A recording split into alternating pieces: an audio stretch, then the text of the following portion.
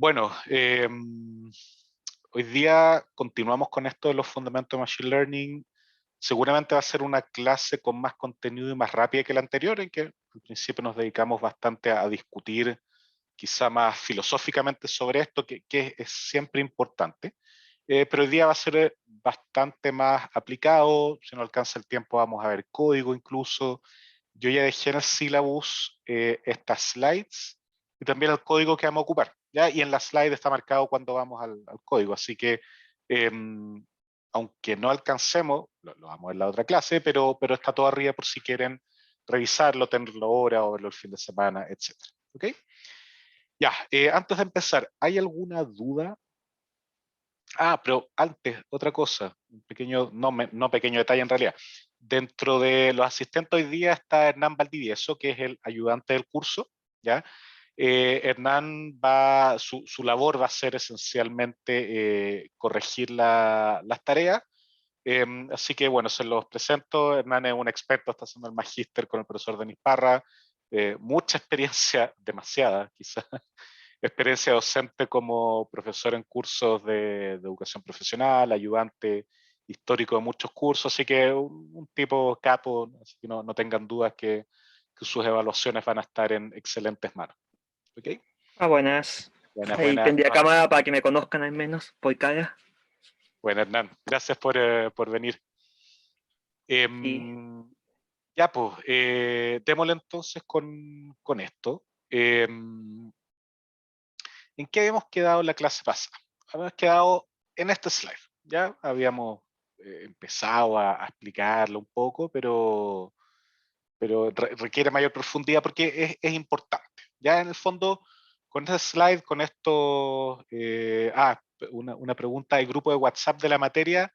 Yo no me encargo de eso, o sea, creen en el grupo, no hay ningún problema. Yo no sé si los delegados de pregrado, posgrado en este caso, se encargan de eso, porque en los cursos pregrados siempre hay alguno, pero como que el cuerpo docente no se mete en eso. Así que si ustedes lo quieren hacer, bienvenido, no, ni un problema. Si quieren, pueden meterme, aunque yo los grupos no los pesco, los tengo todos muteados, así que seguramente no lo voy a ver o cuando lo vea va a demorar mucho. Yo prefiero que en mi caso las dudas para mí sean más centralizadas por issues o por mail que por grupo WhatsApp, pero de nuevo, si quieren hacer entre ustedes, oh, no un problema, fantástico. ¿Ya? Así que bacán. Ya, ya, estamos en esto entonces y esto es, este diagrama que tenemos acá, es súper importante porque nos destila o nos entrega una visión básica sobre los elementos que tenemos que tener al momento de construir un sistema que utilice Machine Learning. Para cualquier sistema que ocupe Machine Learning en particular, va a ser para nosotros para sistemas urbanos inteligentes. ¿Ya? Entonces, yo les mencioné que teníamos el set de entrenamiento acá, que es importante, que nos entregaba los datos esencialmente. Acá le llamamos set de entrenamiento, en muchas disciplinas es el set de datos nomás, temas de nomenclatura. Tenemos la tarea que vamos a intentar solucionar, ¿ya? Que es fundamental, porque sin tarea, bueno, ¿qué es lo que vamos a hacer? Puede ser medio de perogrullo, pero es importante. Em, Luego tenemos la evaluación de rendimiento, que nos va a decir cómo lo estamos haciendo en la tarea. Estas dos cosas están íntimamente relacionadas, y, lógicamente el entrenamiento también. Y finalmente tenemos el algoritmo de aprendizaje, ¿ya? Que va a ser como la joya de la corona y que va a ser lo que principalmente vamos a estudiar a lo largo del curso, los distintos algoritmos de aprendizaje para hacer aprendizaje máquina y aprender a resolver problemas de este tipo, ¿ya? Ahora, el algoritmo de búsqueda, el algoritmo de aprendizaje internamente tiene múltiples elementos que uno también puede destilar en estos tres, ¿ya? El bias o conocimiento previo o sesgo inductivo, también podría llamarse, que es llamémoslo sesgo, pero no los sesgos malos, que tiene el algoritmo para preferir ciertas soluciones sobre otras, ¿ya? Por ejemplo, una regresión lineal, ¿ya? Que uno puede tomarlo como Machine Learning, no Machine Learning, da lo mismo. ¿Ya? Es bastante más vieja la regresión lineal que Machine Learning, pero cumple con todos los fundamentos.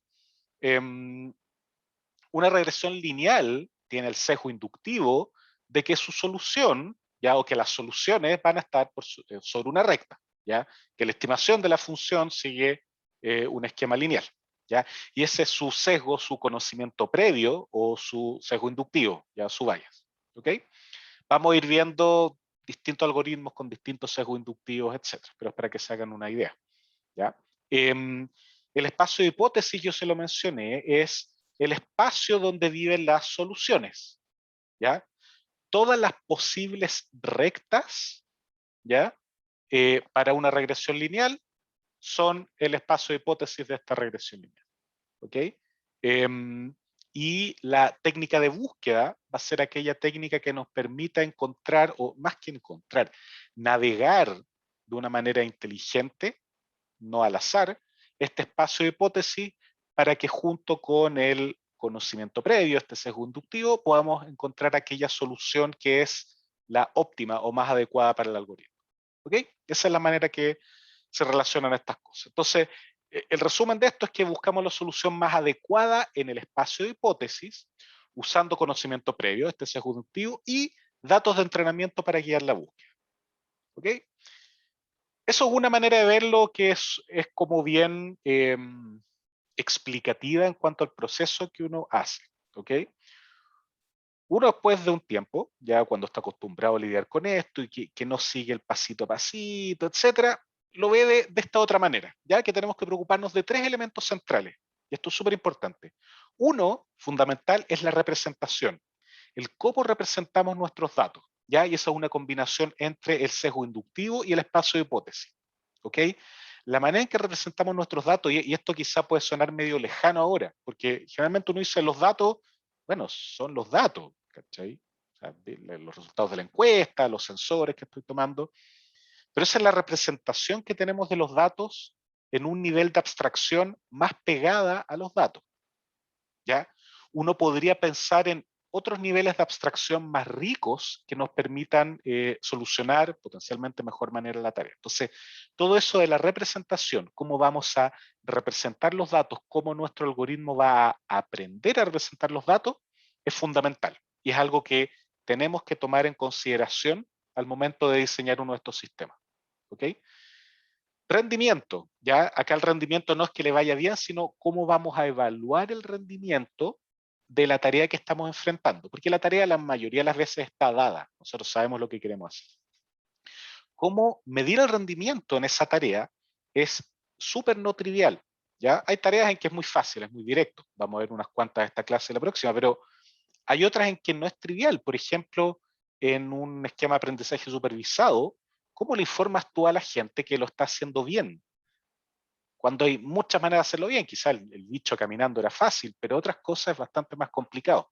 Entonces, más aún, vamos a ver que esta evaluación de rendimiento, la gran mayoría de las veces tiene que estar dada por una función diferenciable, ¿ya? Y ahí se complican más las cosas, porque eso va a dar el feedback inmediato al algoritmo de aprendizaje. Por lo tanto, este tema de cómo mido el rendimiento, salvo en problemas muy establecidos, es algo bastante complicado que requiere pensarse bien. ¿Ya? Uno generalmente, ¿qué es lo que encuentra? Son proxies que se acercan a lo que uno busca y que son diferenciables. ¿Okay? Y finalmente la optimización, que yo intuyo que la mayoría de ustedes está súper acostumbrado a los temas de optimización, ¿ya? Acá es clave la optimización porque los espacios de hipótesis que vamos a enfrentar, ¿ya? Son gigantescos, son no lineales, acá yo de repente ocupo la palabra sumamente no lineales, o en realidad sumamente no convexos, esa en realidad es la descripción. Ahora, algo es convexo o no convexo, no es que sea muy no convexo o poco no convexo, pero para ejemplificarles que las superficies donde se van a mover las soluciones son súper raras, son súper complicadas, ¿ya? Y el algoritmo de optimización va a ser clave en esto. Por un lado, que sea eficiente, porque vamos a estar lidiando con muchos datos, ¿ya? Y por otro lado, que sea suficientemente hábil para no quedarse atrapado en mínimos locales, en superficies con poco gradiente, etcétera. Ya va a ser súper importante. Y eso es lo que nos referimos a la búsqueda. ¿Ya?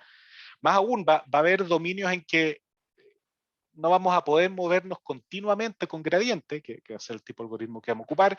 Por lo tanto, hay que ocupar otros algoritmos de búsqueda y combinarlos.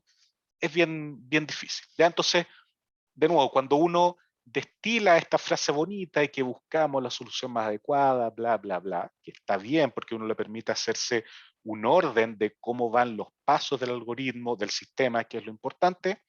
Lo que buscamos en la práctica son tres cosas: cómo representar los datos, cómo medir el rendimiento y cómo optimizar, ya, para encontrar la solución que sea óptima para este algoritmo, representación, slash, lo que sea. ¿Ok? Esto es clave. Después de un par de semanas ustedes van a estar pensando en perspectiva con esto, pero por el momento vayamos con esto, que hay que buscar la solución más adecuada en el espacio de hipótesis, usando conocimiento previo, que es este sesgo, dados datos de entrenamiento para guiar la búsqueda. ¿Ok? Ya, antes de ir a las potenciales preguntas, me gustaría que veamos un ejemplo de cómo funciona esto, ya cómo aterrizamos esto en la práctica. Y para eso vamos a ir a un ejemplo clásico que se ocupa en el área, que es la construcción de un detector de rostros. Es casi que a esta altura lo más simple que uno puede tener. ¿Por qué? Porque es un problema de detección y o clasificación.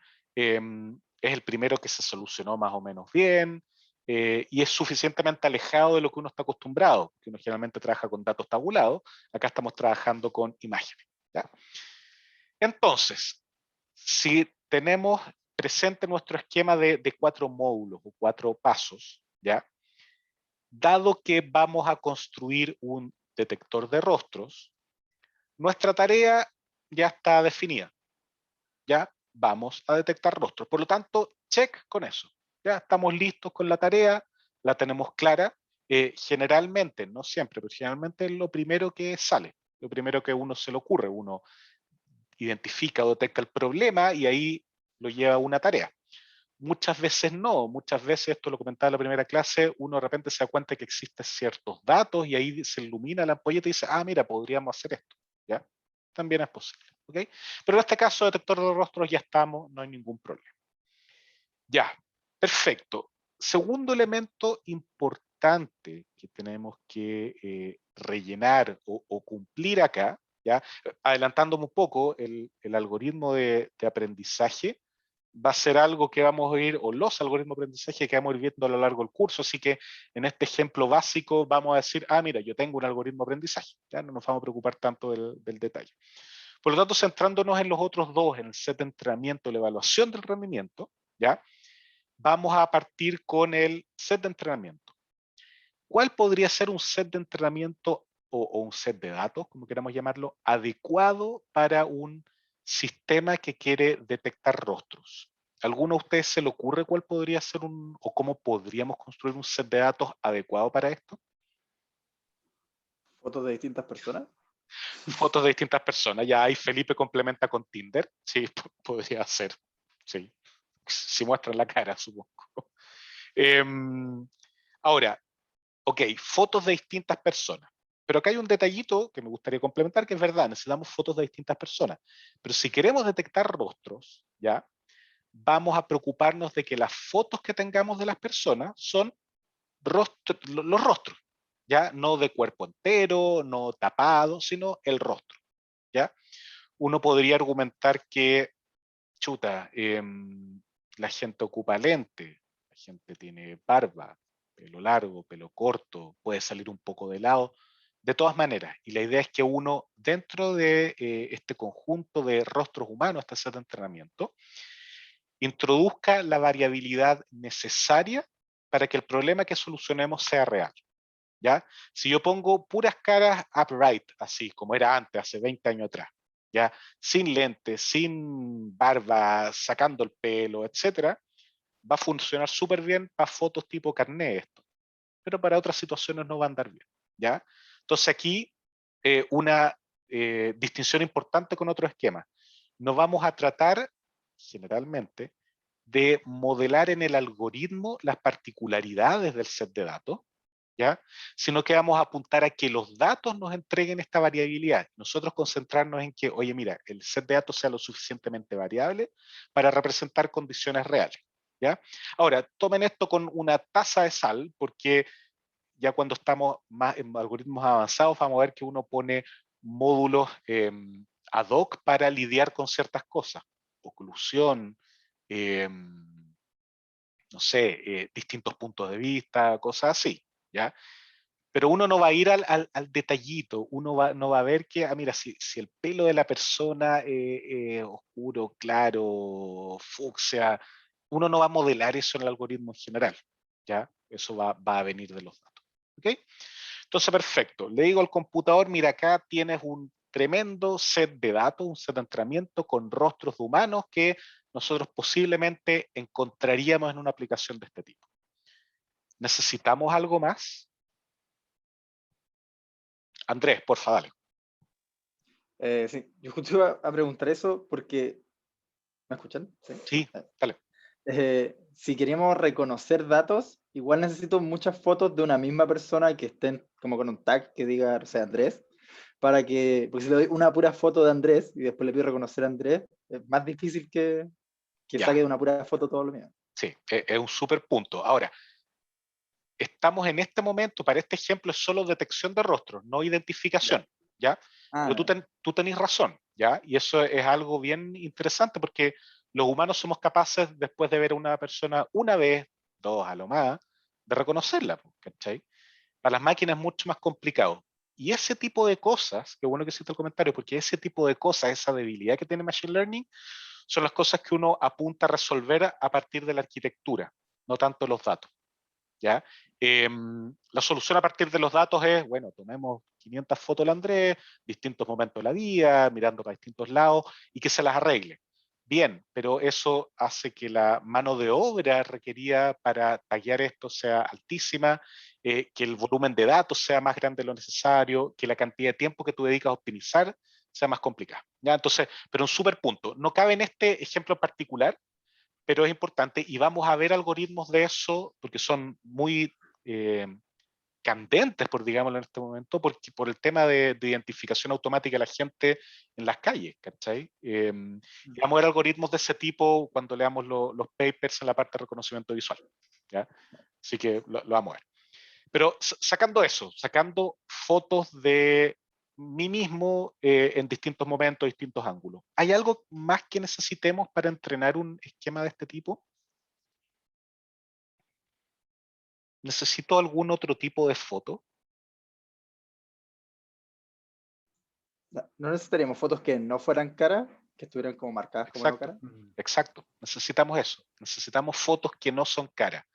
¿Por qué? Porque nuestro algoritmo, ¿qué es lo que va a ver cuando se enfrenta a imágenes? Va a ver cosas que no son caras y cosas que sí son caras.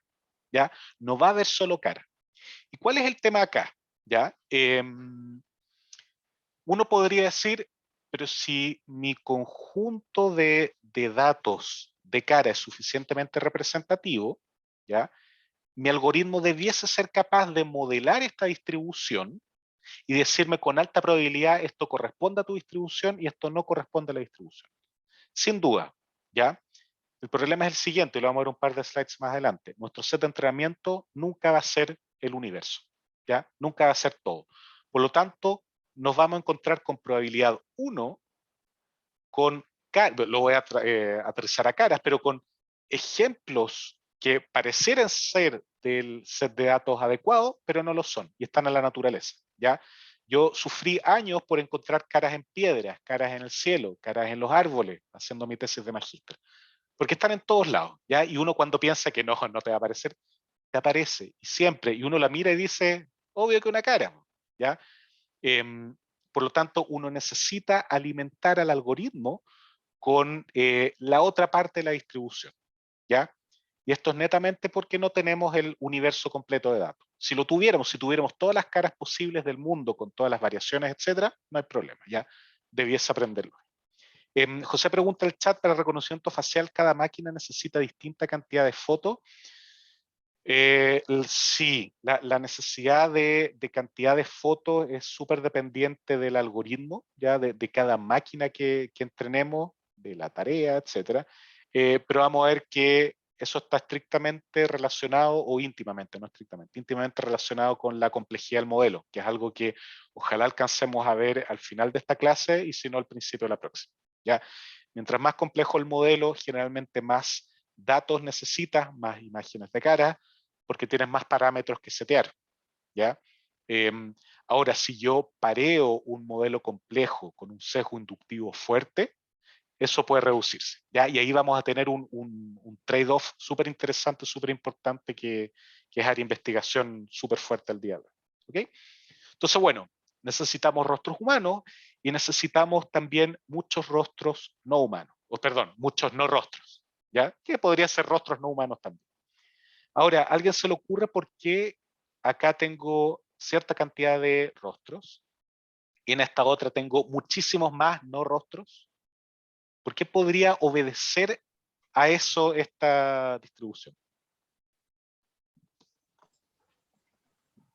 Quizás los rostros siguen todos ciertos patrones y no necesitas tanto, pero los no rostros pueden ser cualquier cosa. Exacto. Entonces, Sí, exacto, Jaime. Toda la razón. O sea, los rostros, dado que estamos reconociendo un patrón, y acabo de ocupar la palabra clave, dado que hay un sesgo en la manera en que uno puede reconocer esto, yo acoto mi espacio de búsqueda o mi espacio a representar. ¿Ya? Pero para el otro lado no tengo cómo. ¿Ya? O sea, uno podría decir, mira, si yo estoy en un sistema de reconocimiento facial para dejar entrar a personas a la oficina, yo quizá podría centrarme en espacios indoor, ¿ya? Pero si esto es on the wild y está en cualquier lado, saco fotos de cualquier lado, ¿ya? Y la variabilidad es mucho mayor, ¿ya? Y acá un concepto importante, si bien las imágenes en ambos dominios van a tener la misma cantidad de píxeles, que uno podría decir la complejidad del dato, la cantidad de dimensiones del dato es la misma, ¿ya? La variabilidad de uno y de otro es muy distinto, ¿ya? Porque los datos no viven en Rn, ¿ya? Sino que viven en manifolds, en subespacios dentro de Rn, ¿ya? Y el subespacio de las caras es mucho más acotado, de menor dimensionalidad, que el subespacio donde viven las imágenes naturales, por llamarlo de alguna manera, ¿ya? Y esto es súper importante tenerlo presente cuando uno está modelando por cantidad de imágenes, si bien a pesar de que uno cuando hace encuestas utiliza otro tipo de esquema para hacer inferencia, uno tiene una idea de cuán acotado debe estar el set de datos. Acá son puras reglas empíricas. Sabemos que para imágenes, para reconocer cosas, necesitamos más o menos 1000 por categoría y ojalá llegar a 1.000.000 de imágenes. En otras cosas, por ejemplo, cuando uno trabaja con texto, son decenas de millones o cientos de millones de palabras o de caracteres. Si yo voy a hacer segmentación, necesito menos imágenes, pero necesito a nivel de píxeles muchísimo. Todo va a depender del dominio y eso es algo en que uno ahí descansa en experimentos anteriores. Es muy complicado cuantificar esto de manera precisa, es decir, necesito 100.000, 200.000, porque mira, aquí tengo esta cota superior dada por tanto, ¿ya? No tenemos distribuciones de probabilidades subyacentes de cómo se comportan las cosas. Y eso es bien, bien complicado, ¿ya? Entonces, perfecto. Tenemos el set de entrenamiento, datos no rostros, datos rostros. ¿Ya? Uno más grande que otro. Vamos a ver eventualmente cómo lidiar con la disparidad en el tamaño del set de datos, ¿ya? Porque la función de pérdida que nos va a evaluar el rendimiento, ¿ya? Si le entrega igual importancia a los rostros que a los no rostros, va a terminar diciendo, mira, si yo tengo muchos más no rostros que rostros, me encargo de clasificar bien los no rostros, los otros me dan lo mismo y voy a un 99%, ¿ya? Y no queremos eso. Así que eso es algo que vamos a ver más adelante, ¿ya? Ahora, para este caso particular, más simple, ¿cómo vamos a evaluar el rendimiento? Muy sencillo, vamos a tomar una imagen, vamos a agarrar cada cuadrito posible con el tamaño de un rostro, ¿ya? Eso significa cuadritos pequeñitos, cuadritos más grandes, etcétera. Y cada uno vamos a ver si tiene o no tiene un rostro, ¿ya? Y si tiene, dedo para arriba, si no tiene, dedo para abajo, ¿ya? Y vamos a calcular un promedio de acierto, no acierto, y de esa manera vamos a medir nuestro rendimiento, ¿ok? Hay ciertos detalles en que necesitamos que esta medición sea diferenciable, ¿ya? Por lo tanto, vamos a calcular un score o una probabilidad de que lo que estamos viendo sea cara, y eso lo vamos a comparar con la etiqueta que nosotros tenemos, porque nosotros tenemos un set de datos rotulados donde decimos esto es cara, esto no es cara, y lo vamos a comparar con eso y podemos calcular la métrica. ¿Ya? Son detalles que vamos a ir viendo de cuán diferenciable tiene que ser esta métrica de pérdida o de medición de rendimiento. ¿Ya? Ahora, es importante, lo vamos a ver más adelante, no confundir medición de rendimiento cuando estoy entrenando que cuando estoy evaluando cómo le fue al algoritmo. ¿Ya? En un caso tiene que ser diferenciable cuando yo entreno porque esto tiene que volver a entrar al algoritmo como un feedback. ¿Ya? En el otro lado no tiene por qué ser, porque yo lo estoy ocupando para representar. Mira, este tipo le achunta el 99% de las veces a la cara. Fantástico. Pero eso no es diferenciable, por lo tanto no puedo ocuparlo directamente para entrenar el algoritmo. Entonces, vamos a diferenciar de métricas de rendimiento o de evaluación de rendimiento al momento de entrenar y después al momento de evaluar y presentar el rendimiento. Quizá presentar es una mejor palabra. ¿Ok? Ya, dudas hasta acá, antes de seguir con lo siguiente, que es un ejemplo de la misma índole, pero bastante más avanzado. Carlos, por favor. Sí, Hans, tengo una consulta. Entiendo que en imágenes nosotros manejamos muchos volúmenes de fotos y no nos presentamos frente al desbalanceo habitual del Machine Learning cuando tratamos, no sé, con datos. En fotos, lo que entiendo yo, es una alternativa para balancear un poco es repetir la imagen, girarla quizá, Claro. hacer pero no sé cuáles son las mejores prácticas, y ahí justamente mi pregunta. Ya, es muy buena pregunta. Eso va a ser algo que vamos a ver largo y tendido, o al menos con harto énfasis cuando veamos reconocimiento visual. Pero en general, ahí el problema que tenemos es que el modelo tiene demasiados parámetros para las pocas imágenes que tenemos. Y pocas imágenes se considera 1 millón de imágenes cuando nuestro modelo tiene cientos de millones de parámetros. Entonces uno lo que hace ahí es lo que se conoce como aumentación del set de datos, en que tú tomas las imágenes, las rotas un poco, le haces flip, le metes ruido, alteras un poco los colores, cosas por el estilo para aumentar este set de datos. ¿Ya? Ahora, la disparidad en cuanto a cantidad de una clase u otra clase te puede pasar en cualquier contexto. En particular, si yo quiero clasificar, ahora estamos trabajando con una alumna en tratar de, a partir de imágenes, indicar la cantidad de puestos de imágenes satelitales, la cantidad de puestos de trabajo que yo tengo en esa imagen. ¿Ya? Que es una tarea súper pelúa, súper difícil porque en muchos sectores uno ve algo que es una casa, pero eso está adecuado para hacer una empresa, ¿ya? Y es muy difícil diferenciarlo. Los aires acondicionados, por ejemplo, son un buen indicio de que eso no se ocupa para casa, sino como trabajo, ¿ya? Y ahí tú tienes el problema de que hay muchos más lugares, sobre todo en Santiago, que son no trabajo que sí trabajo, ¿ya? Entonces, cuando tú tomas la imagen satelital, chuta, ahí tienes que de alguna manera hacer algún tipo de balance de las categorías. Y ahí lo que tú puedes hacer es, por un lado, generar nuevos ejemplos de la clase más pequeña haciendo rotaciones u otro tipo de datos. Puedes disminuir la cantidad de ejemplos de la clase más grande, pero eso no es deseable, ¿ya? Porque estáis disminuyendo la variabilidad.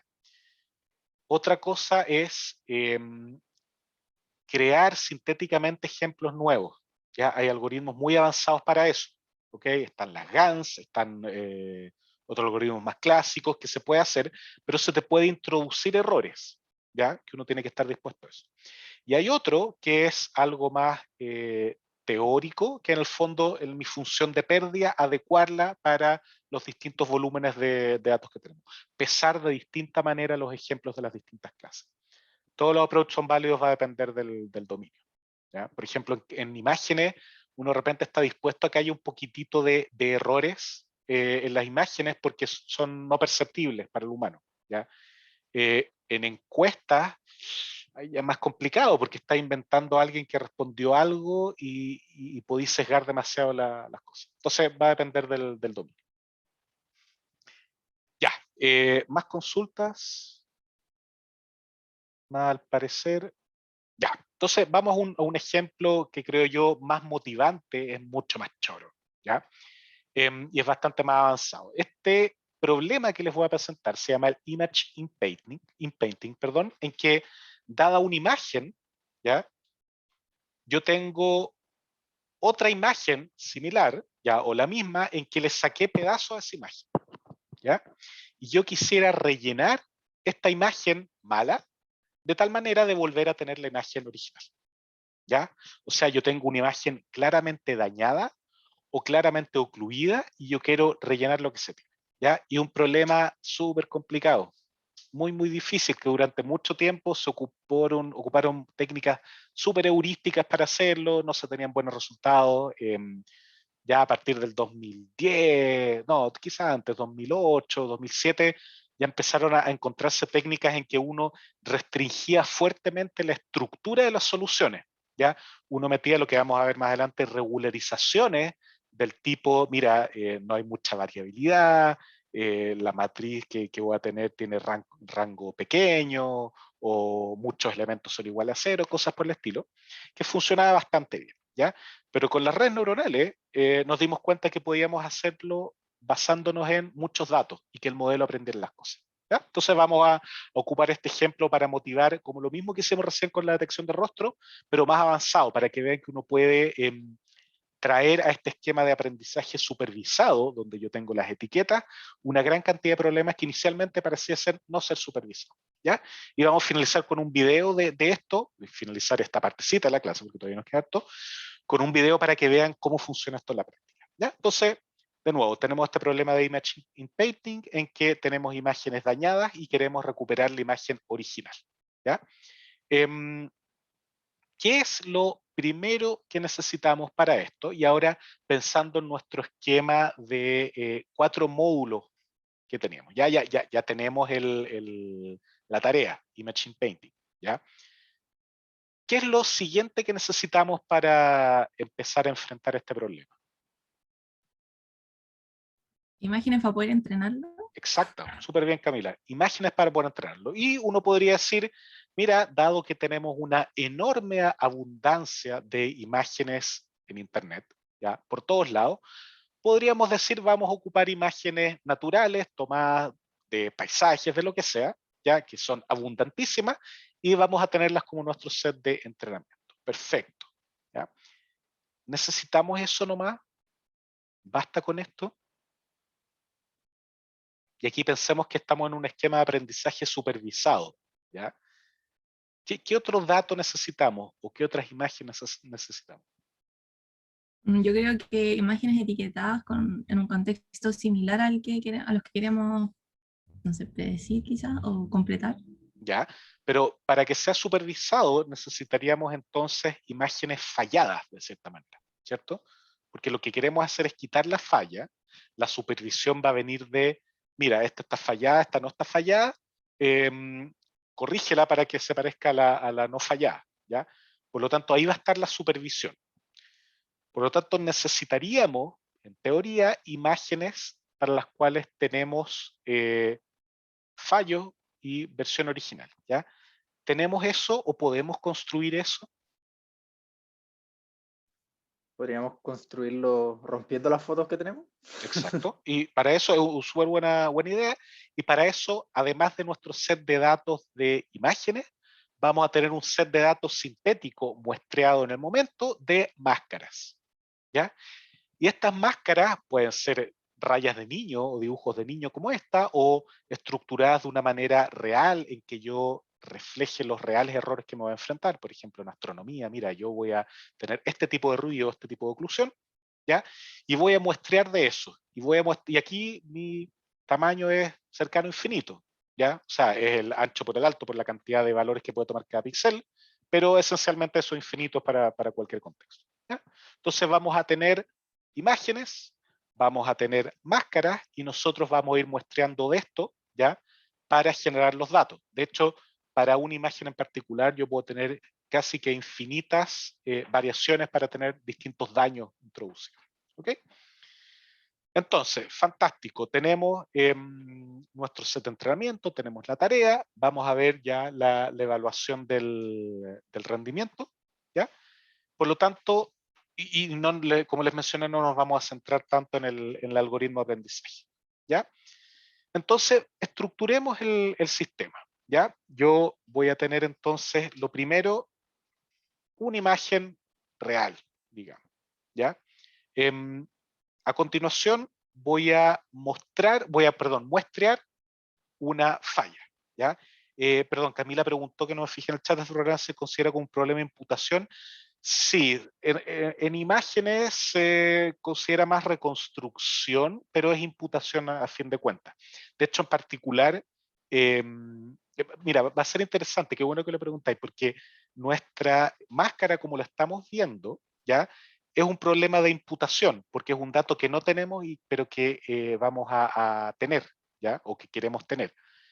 Pero las respuestas que nos va a entregar la red, ¿ya?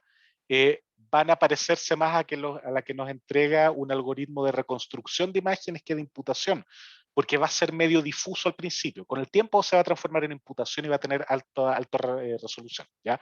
Pero un buen punto, esto en realidad es imputación, pero, por ejemplo, si mis máscaras estuvieran especificadas con cierto degradado de la modificación que yo le voy a hacer, ya metiendo ruido, cosas así, sería más un problema de reconstrucción. Pero en este caso es imputación, ¿ya?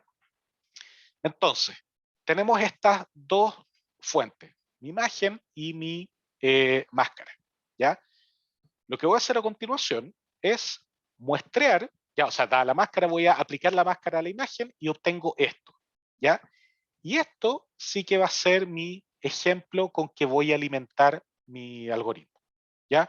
Una imagen horrible como esta, que ustedes, de verdad, si les preguntan, ¿cómo arreglar esto? Yo te digo, es súper grave esto. ¿Cómo lo voy a hacer? O sea, de verdad hay partes que yo podría imaginar, pero chuta, es demasiado grueso lo que estoy quitando, ¿ya? Pero bueno, vamos a hacerle empeño. Eso lo pasamos por nuestro algoritmo de aprendizaje supervisado. Por el momento una caja negra, no tenemos idea cómo funciona, no tenemos idea, nada, pero nos va a generar como output algo por el estilo, ¿ya? Una corrección de lo que el algoritmo cree era la imagen original, ¿ya? Y si se fijan, si bien hace modificaciones acá, por algún motivo, este tipo decidió también hacer modificaciones ahí, ¿ya? ¿Por qué? Pucha, ¿por qué pensó que era correcto en ese momento? Ahora, asumamos que recién estamos empezando a calibrar esto, por lo tanto podría equivocarse, ¿ya? ¿Cómo vamos a medir el rendimiento de esto? ¿Cómo vamos a medir que esto esté bien o esté mal? ¿Cómo vamos a tener la parte supervisada acá? ¿A alguien se le ocurre? Comparando píxel por píxel con la imagen original o Exacto, algo. súper bien, Jaime, exactamente. Yo voy a llegar y voy a decir, mira, yo tengo mi imagen original, que es esta, tengo esta otra, son iguales, veamos píxel a píxel cómo se diferencia, ¿ya? Y ahí tenemos esto que había mencionado Camila de la imputación. Estamos tratando de hacer que se parezca o que sea igual al original, ¿ya? Yo podría tener otra función de pérdida, una función de pérdida más perceptual, ¿ya? De cómo percibimos los humanos, en que decimos, mira, en realidad a mí no me interesa que sea igual el color, ¿ya? O igual el píxel, me interesa que siga ciertas reglas de percepción, ¿ya? Que los bordes sean así, que los colores sean más o menos así, etcétera, que uno puede ponerlo, ¿ya? Y ahí lo que estaríamos obteniendo serían imágenes reconstruidas que no son exactamente iguales a la original, ¿ya? Pero sí tienen sentido. Y eso también es súper valioso, es otro dominio. De hecho, todas estas técnicas de deepfakes, del MyHeritage que salió hace tiempo, o de transferencia de estilo, en que yo tomo un cuadro de Van Gogh, por ejemplo, una foto mía y genero una foto mía nueva con estilo Van Gogh, todo eso se hace con pérdidas perceptuales. Es el mismo estilo de cosa, pero mi pérdida es perceptual y me va a penalizar a otro nivel de abstracción. Colores, estilo de la brocha, cosas así. Pero acá, como estamos rellenando, haciendo inpainting, tratando de recuperar lo original, vamos a penalizar píxel a píxel, ¿ya? Entonces, con esto quiero ejemplificar lo abierto que es el tema de cómo medir el rendimiento, ¿ya? Va a depender mucho de la tarea y de lo que queremos capturar, ¿ya? Entonces, bueno, yo voy a medir este error que le vamos a llamar, o esta pérdida, para que nos empecemos a acostumbrar al lenguaje de esta área. Vamos a ocupar una función de pérdida que nos va a medir cuánto estamos perdiendo con respecto a los datos originales, y lo voy a retroalimentar a mi algoritmo de aprendizaje supervisado. ¿Ya? Él sabe ahora que en realidad lo que él entregó no es lo correcto, sino que tiene que acercarse más a esto. Y esa señal, a esa señal yo le puedo calcular un gradiente. Yo le puedo decir, mira, para que tú te parezcas, lo que tú entregaste se parezca lo más posible a lo que yo espero, voy a calcularte un gradiente que te va a indicar en qué dirección tienen que moverse tus parámetros para que la próxima respuesta se parezca más a lo que yo espero y no a lo que tú me estás tirando. ¿Ya? Y de ahí viene el tipo de optimización que vamos a ocupar en estos algoritmos, que generalmente es basada en gradientes. Por eso necesitamos que las funciones sean diferenciables para poder hacer esto. ¿Okay? Felipe pregunta, la cantidad de imágenes que se pueden generar en 16 por 16 bits RGB es 2 elevado a 8 por elevado a 3 por 16. Sí, creo que sí, porque en el fondo vaya a tener 3 canales, vaya a tener el W por H, el ancho por alto, entonces va a tener ancho por alto por cada una de las variedades de los píxeles. ¿Ya? Así que sí, va a ser eso un espacio de búsqueda enorme, pero sabemos que viene en un entorno más pequeño. José dice, se miden porcentaje de píxeles erróneos con respecto a la cantidad total de píxeles que modificó el algoritmo. Excelente punto. Si mis imágenes son todas del mismo tamaño, da lo mismo eso, porque no es necesario un porcentaje, pero si van a ser de distinto tamaño, ahí yo requiero una métrica que se adapte al tamaño, ¿ya? Porque si no es así, yo voy a estar penalizando más a los datos que son más grandes, porque van a tener más errores porque tienen más píxeles, ¿ya? Entonces también eso es algo que hay que tener presente, cuán distintos o similares son los datos de entrada, ¿ok? Andrés, tú estás ahí con la mano arriba, no lo había visto, perdón. Sí, no se preocupe. Quería preguntar, aquí lo que hace el algoritmo en esta caja negra, de cierta forma, por un lado reconoce este espacio erróneo y después lo arregla, lo hace todo como en una sola juguera, lo hace los dos al mismo tiempo. Lo digo pensando en si quizás lo podemos separar en dos algoritmos, uno que primero me diga cuál es la máscara y que después el otro lo arregle. Ya, es un súper buen punto. ¿Sabes por qué? Porque esta división en módulos es una característica que se ocupa en la inteligencia artificial, llamémosla antigua, pero no es antigua, en que tú metías todo tu conocimiento experto. Tú decías, a ver, ¿cómo voy a subdividir este problema? Que está bien, pues lo que nosotros nos enseñaron cuando estudiamos, dividamos el problema, etc. ¿Ya? Pero con Machine Learning, en particular con las redes neuronales, tú buscas que el algoritmo aprenda todo, salvo que haya de verdad módulos sumamente grandes, por ejemplo, perspectiva, cosas así que te conviene modelar de alguna manera. Con otra red, finalmente son redes con redes, pero lo vas a separar de alguna manera. ¿Ya? En este caso en particular, lo que tenemos es una red neuronal que lo que hace es agarra la imagen fallada, la multiplica por una matriz o aplica convoluciones, operación no lineal, y eso lo repite varias veces, en varias capas. ¿Ya? Y al final te escupe una matriz del mismo tamaño que el original. ¿Ya? Y va sin ningún tipo de conocimiento cómo funciona esto. ¿Ya? De hecho, ustedes podrían implementar esto después de, no sé, como en un mes más deberían ser capaces de hacerlo. Lo único que los va a limitar es el tiempo de cómputo necesario. ¿Ya? Y después, cuando uno calcule el error, esta pérdida, y lo alimente de nuevo, los pesos de la red, de estas matrices que se van a multiplicar, los coeficientes para multiplicar, se van a adecuar para generar esto. ¿Ya? Y aquí me voy a agarrar de algo que había mencionado antes. Como son puros pesos, ¿cómo interpreto esta cuestión? No tengo cómo. No, el coeficiente 5,7 de una matriz no me dice nada. ¿Ya? Por lo tanto, ahí necesito estos mecanismos especializados, no sistemáticos, sino para cada algoritmo, para identificar en qué se fijó, qué está haciendo, etc. ¿Ya? Pero sí, más o menos va a funcionar. Ya, a ver, entonces vamos a este video que les voy a poner. Igual dejé ahí el link para si no se ve bien. Voy a optimizarlo y para pantalla completa, y no voy a compartir el sonido porque no dice nada, es solo música y prefiero comentarlo yo. ¿Ya? Entonces, si acompaña la conexión, ya, perfecto.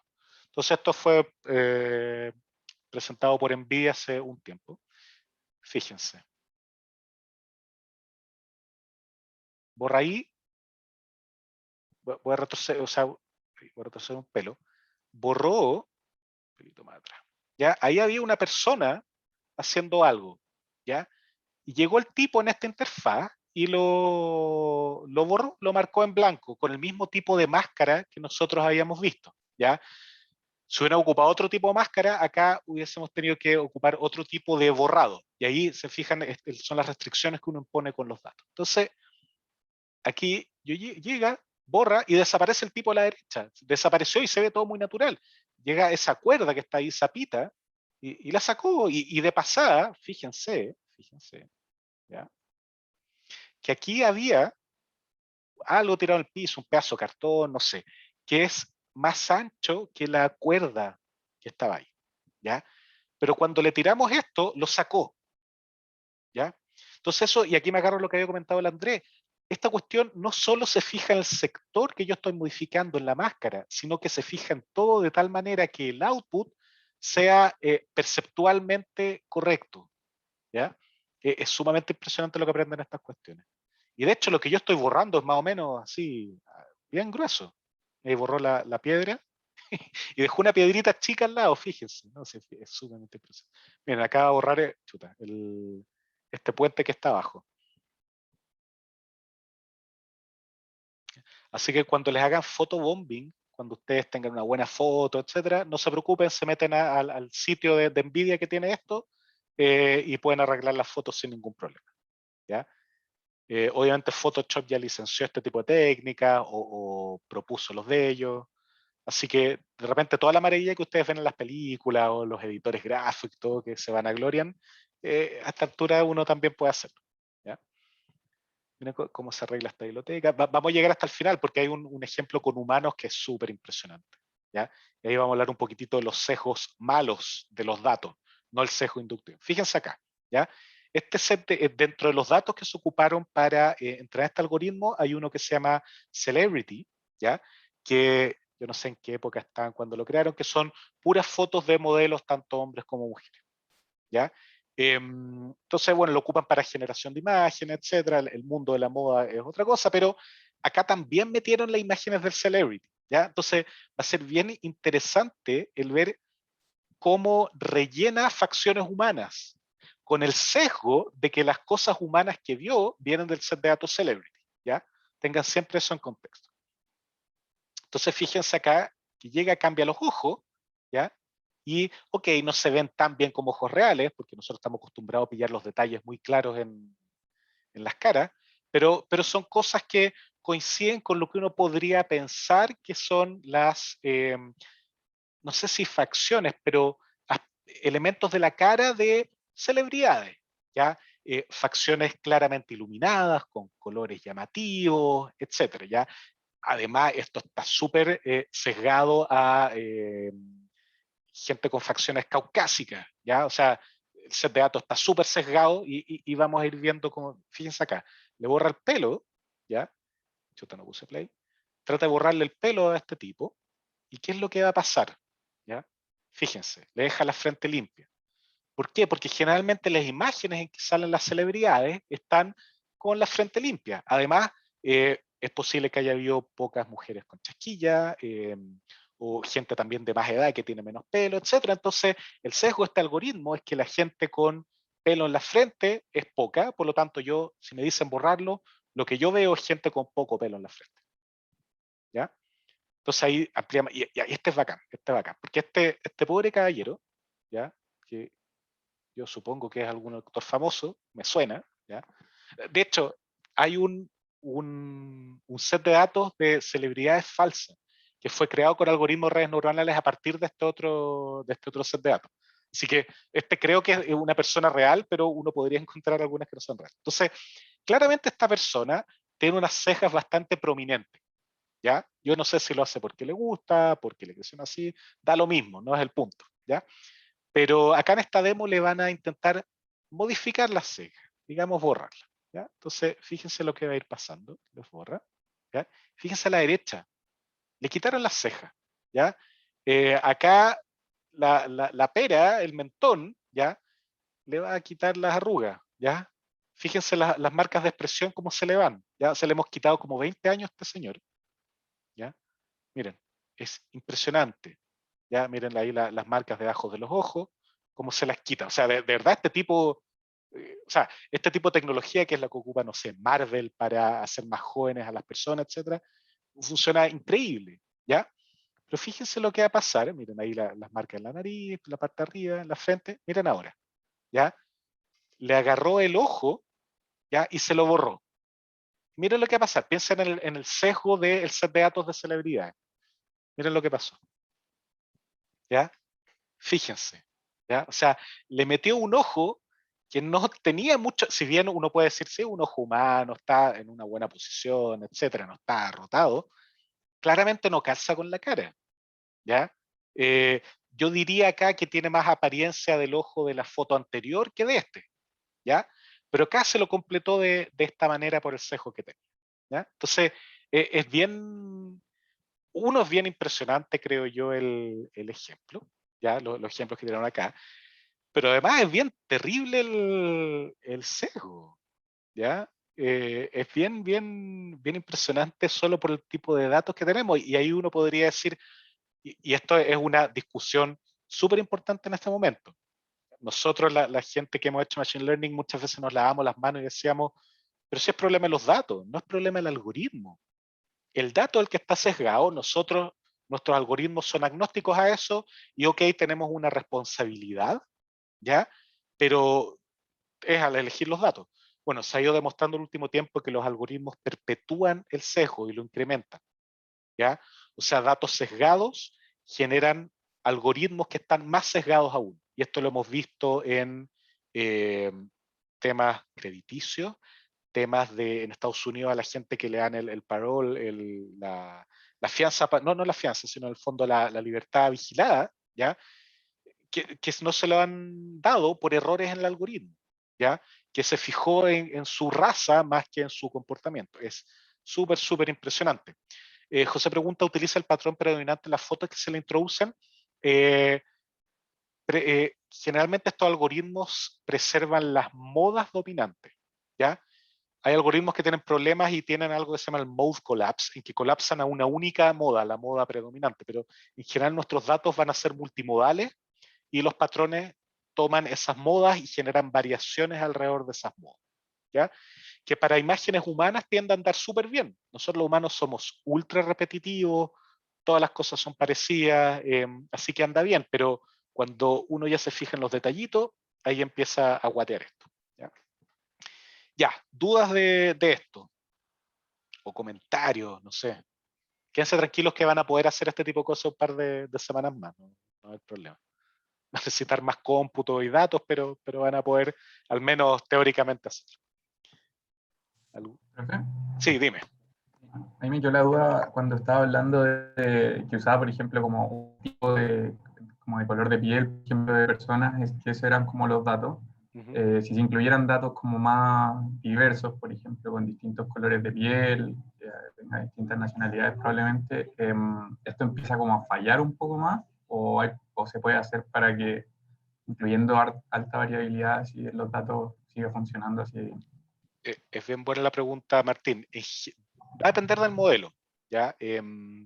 Hay muchos modelos más antiguos en que tú le metías ahí más datos, pero el modelo no tenía la capacidad ni la complejidad para tomarlo, por lo tanto se quedaba con el promedio, y si promediáis todo, digamos, las pieles, el color de piel, claro, vaya a rellenar con cosas que no eran adecuadas quizás. Pero los modelos de redes neuronales, algo que tienen de sobra es parámetros. Y si tú decís, me estoy quedando corto, metís una capa más a la red y se te acabó el problema, ¿ya? Entonces, mientras más diversidad en los datos tengas, mejor. No hay ningún problema con eso. Así que el problema empieza a ser ahí cómo generáis la diversidad. Ok, tenemos claro que celebridad seguramente va a haber más caucásicas que no caucásicas, ¿ya? Por cómo ha sido el mundo. Pero que ahí uno podría modificar los sets de datos, etcétera, ingresar cada vez más diversidad que de verdad existe. Pero cuando quería hacer traducción de idiomas, ¿ya? Y te das cuenta que, por ejemplo, lenguas africanas o ciertas lenguas asiáticas están muy subrepresentadas en los corpus mundiales de texto, ahí te metí en un problema enorme. ¿Cómo va a ser un traductor universal?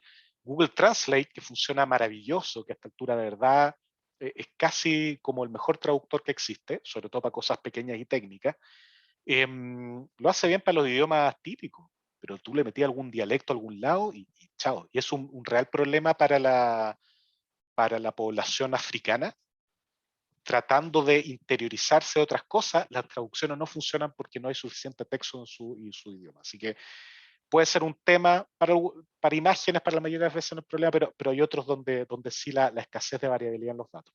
Sí, sin duda. Carlos, dale tú, por favor, que estés con la mano.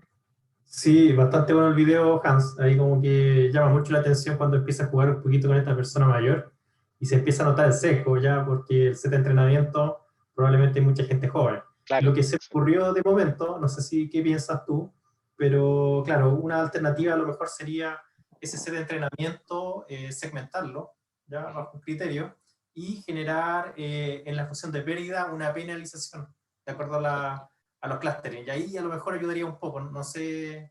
Uno podría hacerlo, sí. De hecho, uno ¿Sí? podría, por ejemplo, tener un módulo que infiere la edad de la persona que está y en base a eso toma la subred que se encarga de rellenar el contenido de gente esa. Sí, y eso es cuando yo me refería hace un rato que uno trata de modelar a grosso modo, no el detallito, sino que, ok, necesito capturar esta cosa, meto una red encargada de eso.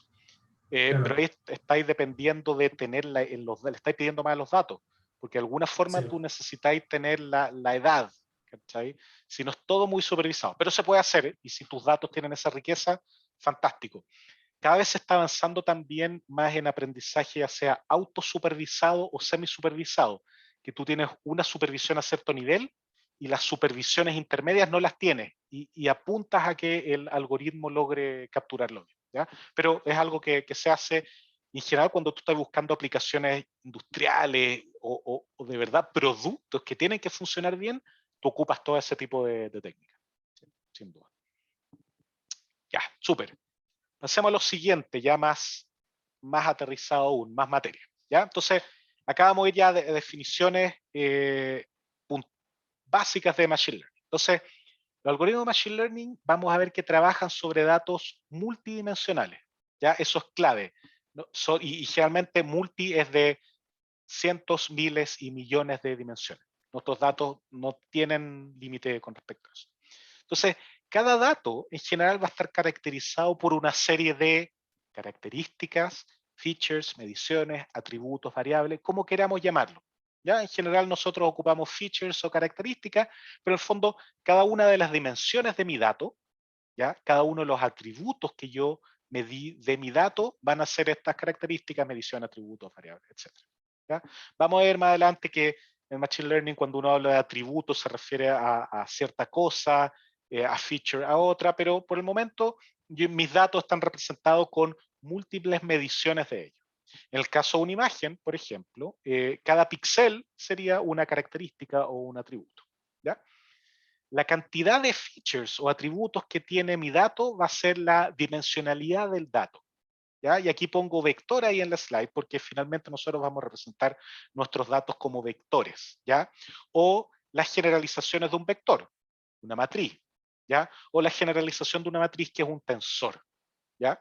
De hecho, nosotros vamos a hablar más adelante del tensor, ¿ya? Porque un tensor puede ser una matriz de más o menos dimensiones, un vector, etcétera, un tensor y con eso se va a acabar, pero la idea es que sea algo en que yo tenga mis dimensiones acotadas y pueda identificar cada uno de los aspectos que están trabajando. ¿Ya?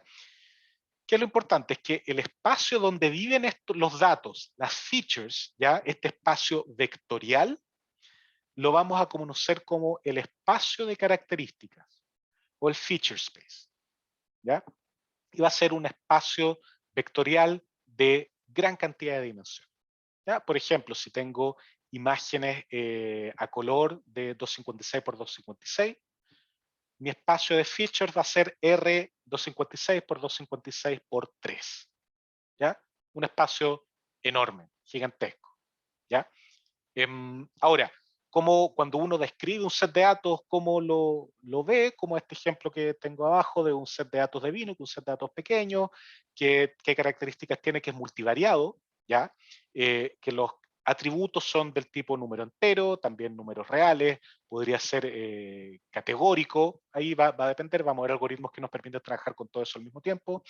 La tarea asociada es la clasificación, tiene 178 ejemplos, cada uno tiene 13 atributos, esa es la dimensionalidad, 13, ¿ya? No tiene valores faltantes, es del área física, se donó en tanto tal época, ha sido descargado tantas veces, etc. ¿Ya?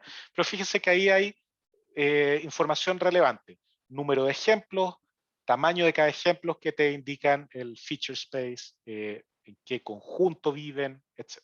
¿Ya? Ahora, para entrenar, que es la palabra que vamos a ocupar por excelencia en este dominio, o ajustar o calibrar un modelo, ¿ya? Son palabras indistinguibles, pero en general vamos a preferir entrenar. Si alguien por su área habla de calibrar o ajustar, bienvenido, no hay ningún problema. ¿Ya? Pero en el fondo para que me entiendan, porque yo tiendo a hablar más de entrenar. ¿Ya? Para entrenar un modelo, ¿ya? De machine learning, una red, lo que sea, se utiliza esto que le había mencionado, que es un set de entrenamiento, ¿ya? Que lo podemos ver, por ejemplo, como una tabla, donde en el eje vertical vamos a tener una fila por cada ejemplo, ¿ya? Podemos tener un identificador, ¿ya? Para cada ejemplo, que eso no es datos, sino para identificarlo cada uno. Y en el eje horizontal, en la dimensión horizontal de esta matriz, vamos a tener las características, lo que acá llamamos el vector de entrada, ¿ya? Que va a ser de acá hasta acá.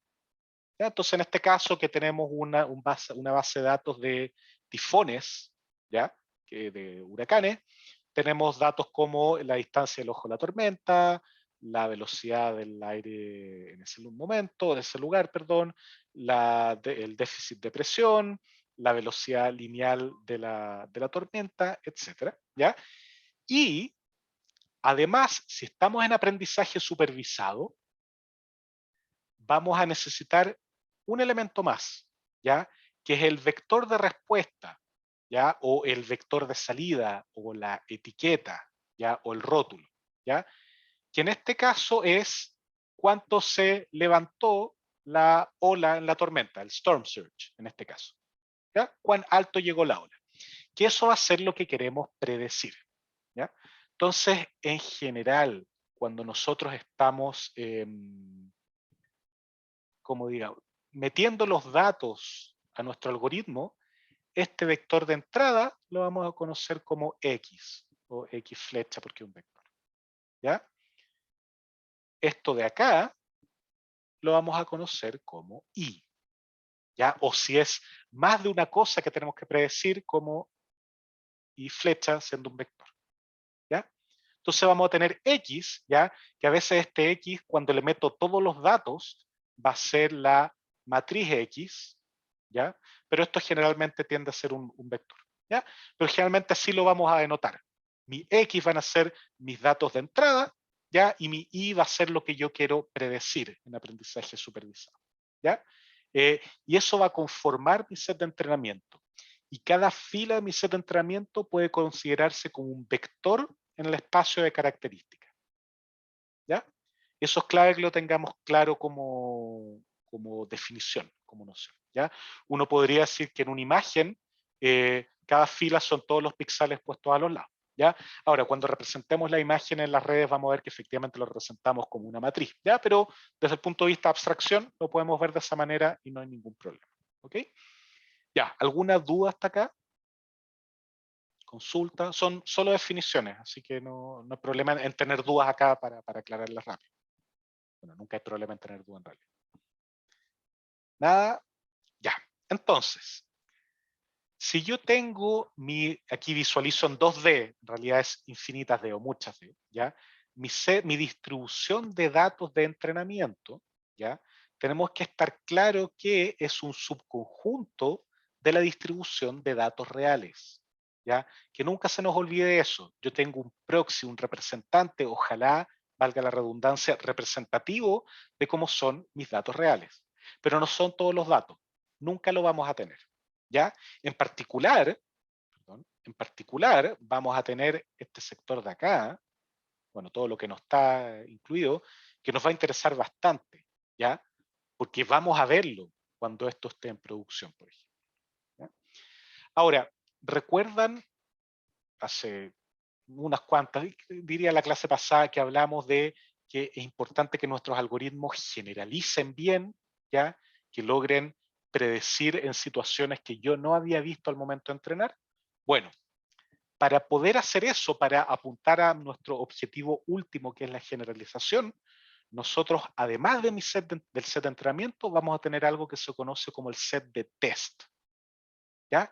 El set de prueba, que va a tener los mismos datos que el set de entrenamiento, con excepción de el I. El I no va a estar en ningún lado, ¿ya? No lo vamos a tener. Ahora, en verdad sí lo tenemos, solo que no lo vamos a mostrar al algoritmo, ¿ya? Nosotros lo tenemos en algún lado porque queremos medir el rendimiento en la vida real, ¿ya?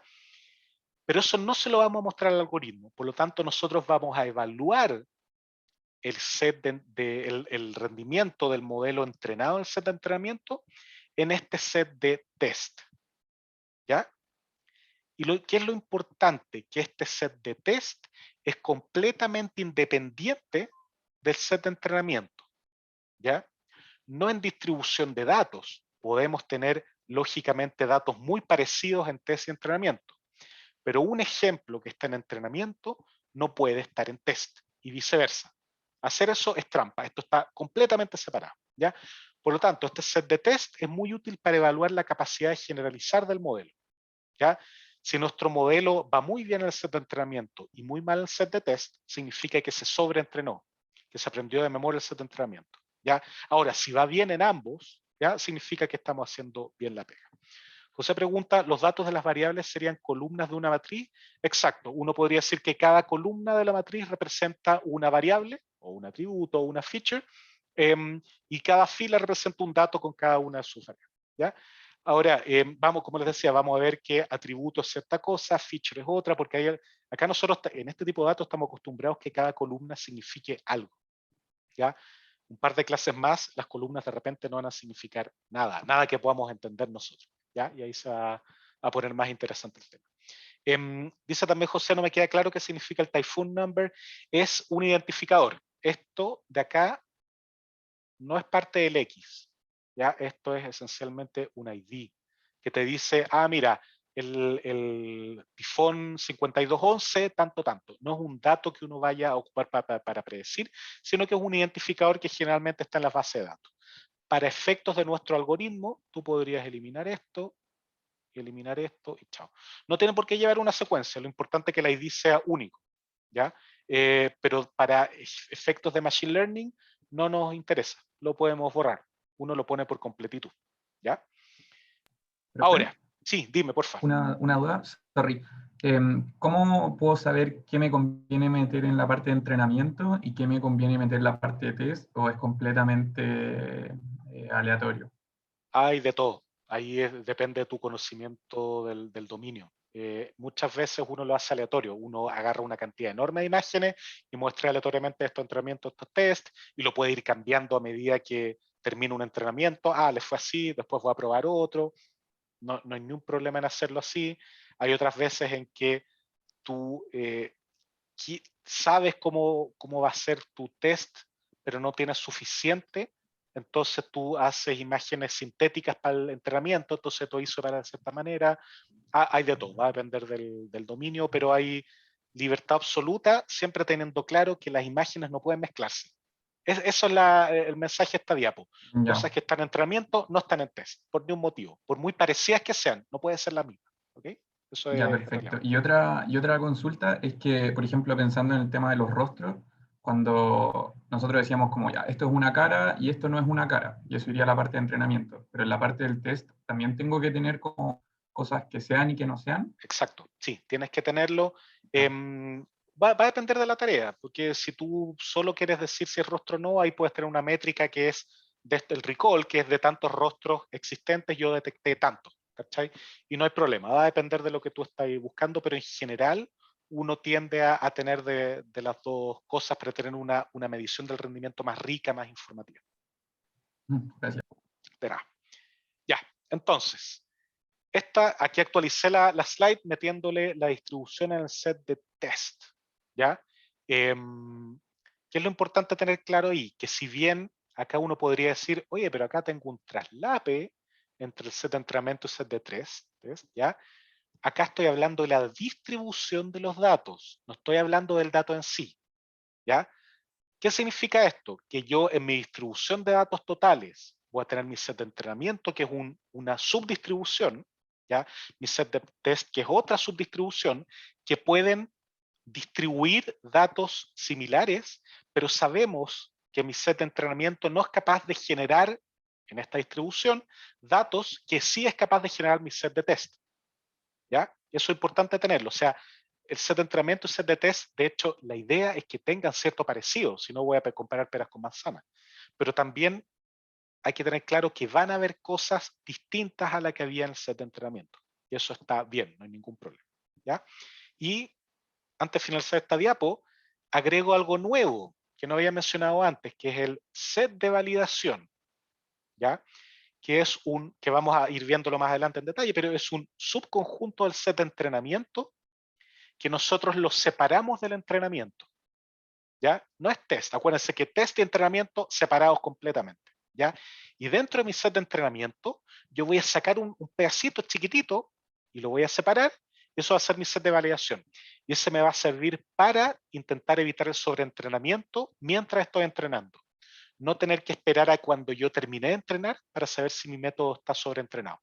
¿Ya? Entonces yo saco este cachito, este pequeño espacio del set de entrenamiento que lo llamo validación, y yo cada paso de entrenamiento que haga voy a estar validando mi rendimiento, viendo cuán sobreentrenado estoy, con este set de validación. ¿Ok? Vamos a ir viéndolo largo y tendido todos estos sets a medida que vayamos viendo los algoritmos, etcétera. ¿Ya? Pero ¿qué es lo importante? De mis datos totales, yo tengo entrenamiento y test, completamente independientes en cuanto a instancias, pero que debiesen compartir cierta parte de la distribución de datos. ¿Ya? Entrenamiento para entrenar, test para testear, no se mezclan. Y yo dentro de entrenamiento voy a tener un subconjunto que se va a llamar validación, que voy a utilizar para validar que durante mi entrenamiento yo estoy haciendo las cosas bien. ¿Ok? Ya voy a responder un par de preguntas de José que dice, ¿siempre la distribución de los datos de entrenamiento y la distribución de los datos de test están dentro de la distribución real de los datos? Sí, eso es clave y un muy buen punto. Acá la distribución real, estamos hablando de distribución de datos que tú te podrías encontrar como dominio de la aplicación. ¿Ya? No tiene ni un sentido que yo tenga, si quiero detectar rostros en mi set de test, ponga fotos de gato. No tiene ni un sentido. Voy a estar dañando el rendimiento porque sí. ¿Ya? Entonces, ambos tienen que estar contenidos dentro del set de datos reales. ¿Ya? Ahora, generalmente pasa, es muy raro que no pase, pero hay que tenerlo claro para ver si el error se debe a eso o no. ¿Okay? Martín pregunta, profe, pero ahí con el gráfico test y entrenamiento como que se cruzan. Eso no debiese ser así, ¿cierto? Es que estos son distribuciones de datos. No es que, imagínatelo como una distribución de probabilidades, ¿ya? Generativa. Entonces tú, a partir de muestrear de esa distribución, generas datos del set de entrenamiento y también para el set de test, ¿ya? La probabilidad que al generar datos generen dos distribuciones distintas el mismo dato es pequeño, que sean iguales, es muy pequeña, ¿ya? Pero sí es probable que sean parecidos, ¿ya? Y eso está bien, porque tu set de test tiene que ser ojalá tan representativo como el de entrenamiento.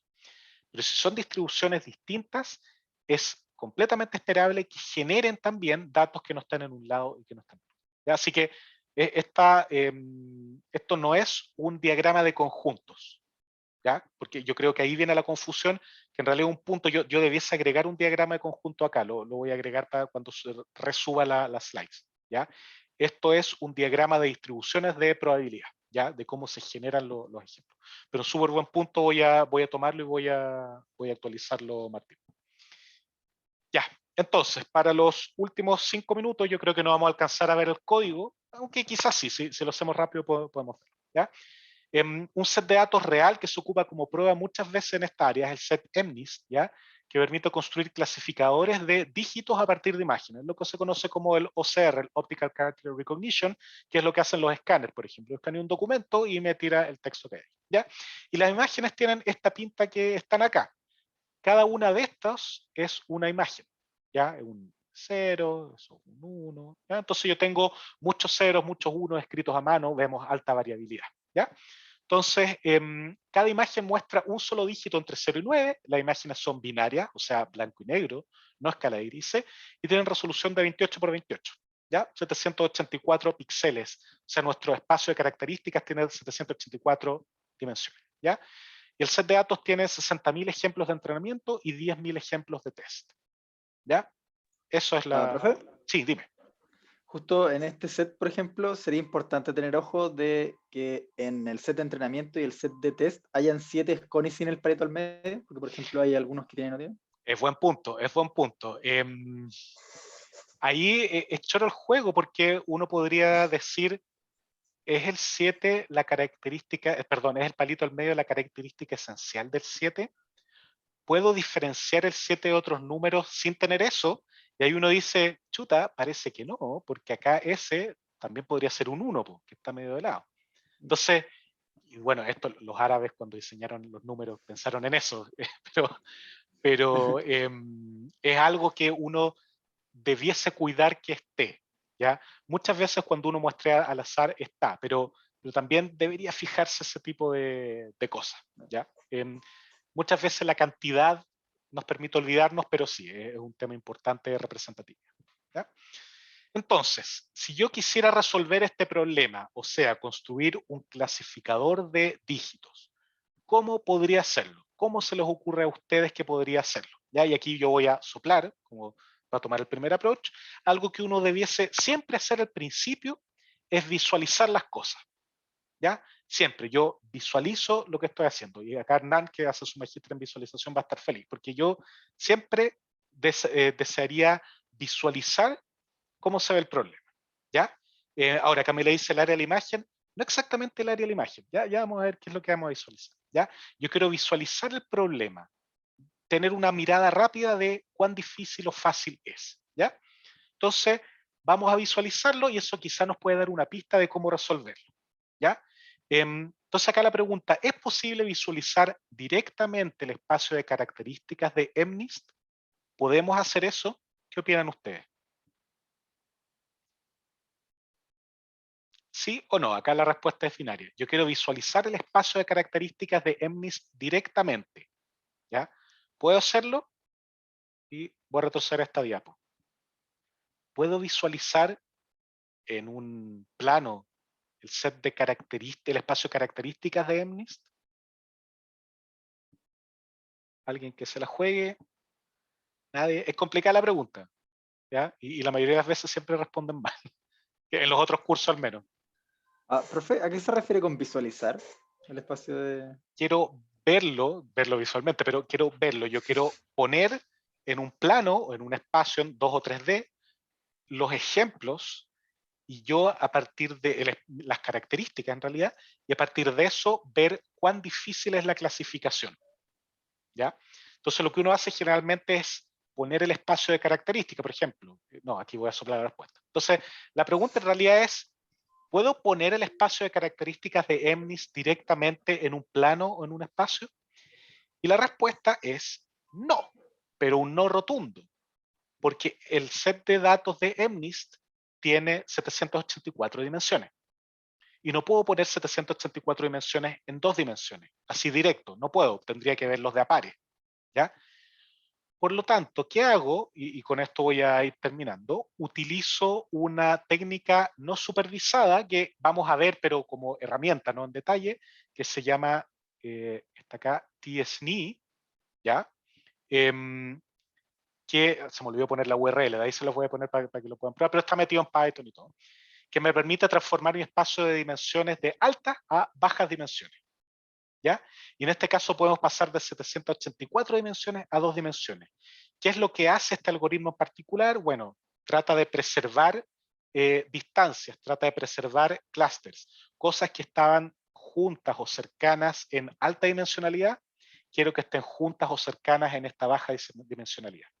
Y al hacer ese procedimiento, es como Camins, no. Ya, este diagrama puede llevar a confusión.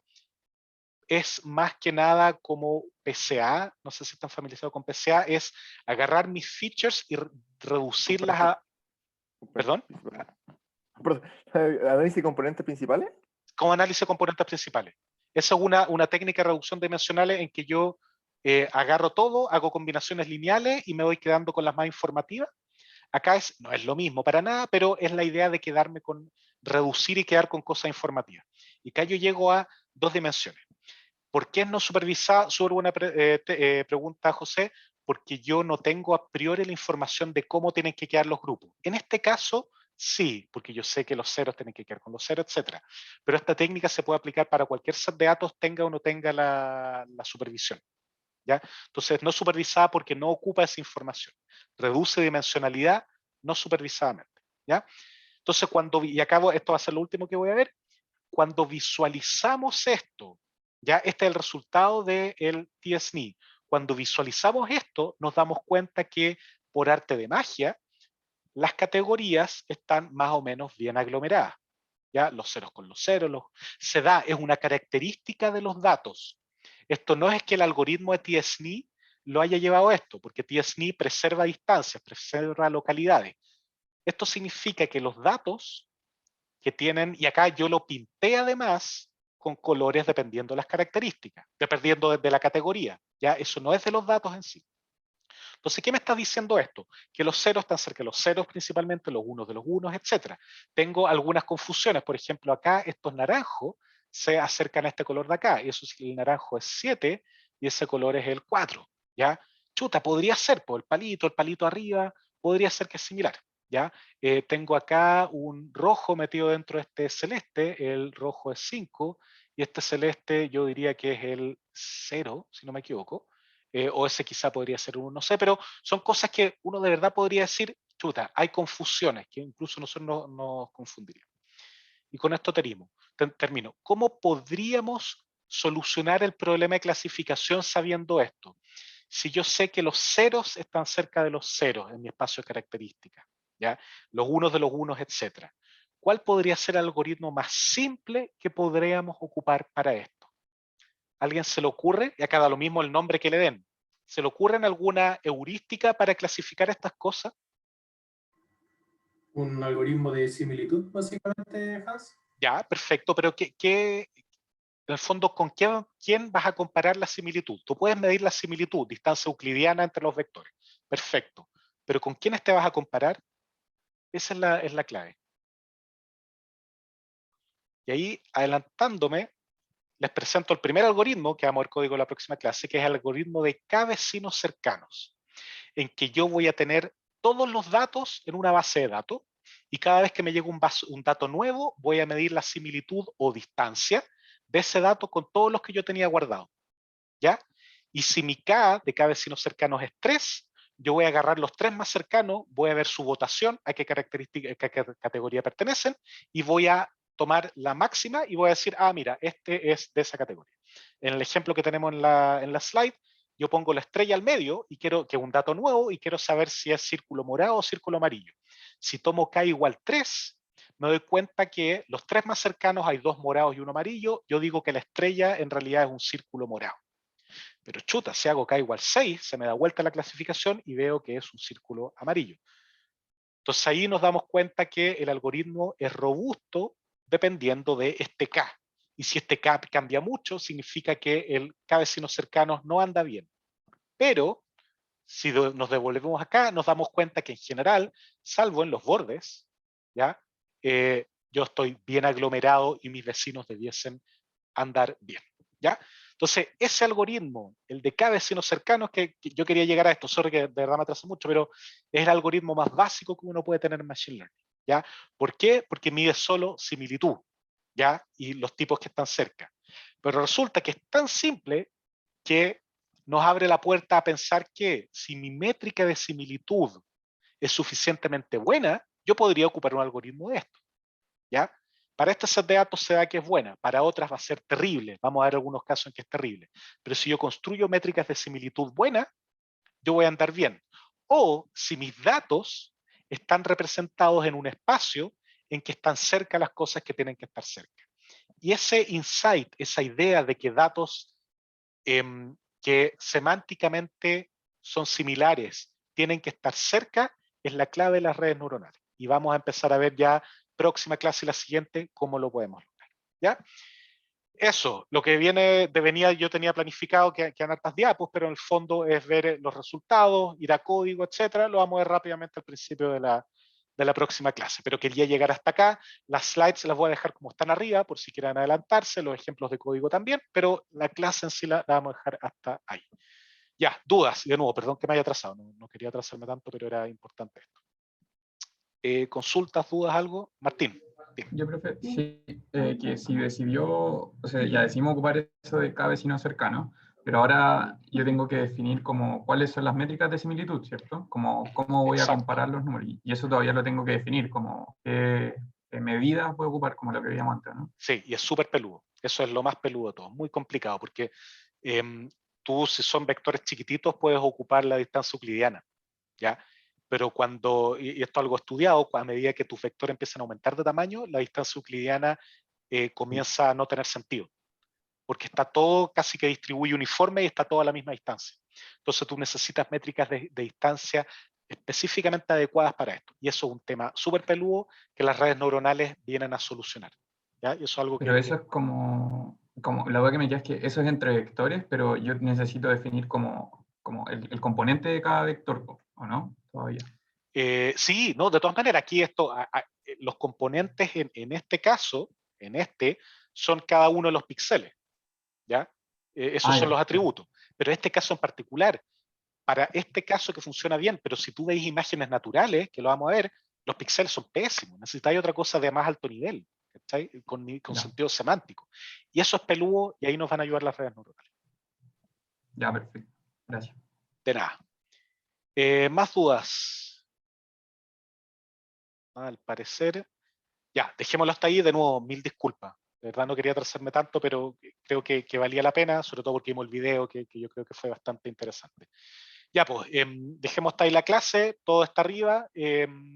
Nos vemos el próximo martes para terminar esto y después continuar una unidad más bien breve en que voy a hacer un repaso de varios algoritmos, pero en el fondo nombrarlos y cómo se ocupan, más que los detalles, porque eso puede quedar de lectura, etcétera.